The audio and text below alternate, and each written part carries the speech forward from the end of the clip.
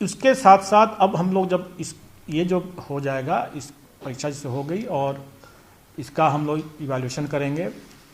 Answer की का विवाद जो हमेशा से रहा है, उससे निपटने के लिए हम लोगों ने एक रिवाइज्ड एसओपी, एक नया एसओपी तैयार किया है और ये हमने लागू कर दिया है। और हमारे दूसरे जो जितनी परीक्षाएं, जो एमसीक्यू बेस्ड जितनी भी परीक्षा हो रही है, जिनका अब जो निकल रहा है रिजल्ट, वो उसी न्यू एसओपी से निकल रहा है। न्यू एसओपी यह है, अभी तक क्या होता था कि हम एक अपना प्रोविजनल आंसर की निकालते थे, उसके बाद उस पर हम आपत्ति आमंत्रित करते थे। आपत्ति आए, उसका निराकरण किए एक्सपर्ट्स लोग, और जो फाइनल आंसर की हुआ वो फाइनल रिजल्ट के साथ साथ फाइनल आंसर की आ गया, निकल गया, प्रकाशित हो गया।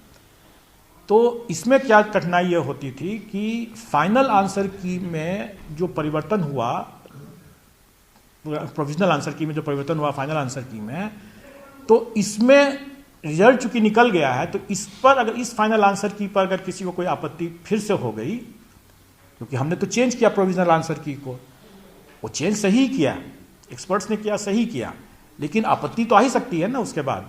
तो इस आपत्ति का हम लोगों ने मौका नहीं दिया लोगों को देखने का या उसका निराकरण करने का, उनको समझाने का, और रिजल्ट निकल गया। उसी में हम लोगों ने यह परिवर्तन किया कि अब हमारा जो फर्स्ट ऑब्जेक्शन जो आएगा प्रोविजनल आंसर की के ऊपर, तो उस पर हम जो फाइनल आंसर की बनाएंगे उसको भी हम 3 दिन तक पब्लिक डोमेन में रखेंगे।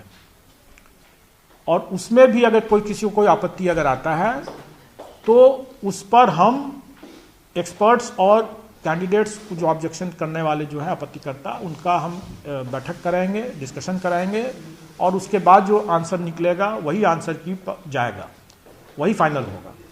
हर हालत में हम फाइनल आंसर की जो रहेगा वो बिना किसी विवाद के 3 दिन तक पब्लिक डोमेन में रहने के बाद हम उसका रिजल्ट निकालते हैं।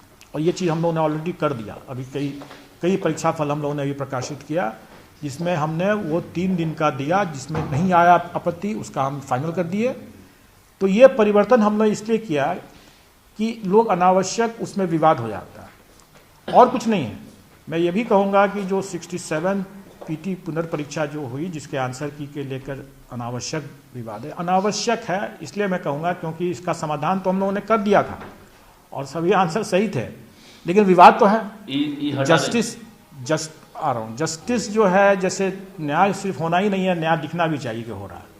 तो उसी तरह से कोई अगर हम लोग पारदर्शिता बरतते हुए अगर आंसर की बनाते हैं तो वो दिखना भी चाहिए लोग कि भाई आपका सब डिस्कशंस करने के बाद वो बना है। तो इसीलिए उसका हम लोग जड़ से ही उसको समाप्त कर देने के लिए हम लोगों ने रिवाइज्ड ये एसओपी बनाया है और इसको लागू कर दिया है। और मैं समझता हूँ कि 68 इस पीटी में भी हम इसको बखूबी लागू करेंगे और इस बार कोई भी कंट्रोवर्सी से हम नहीं होगा। अब रही बात कि भविष्य में, जैसे मैंने कहा कि कई हम लोग चेंजेस करेंगे।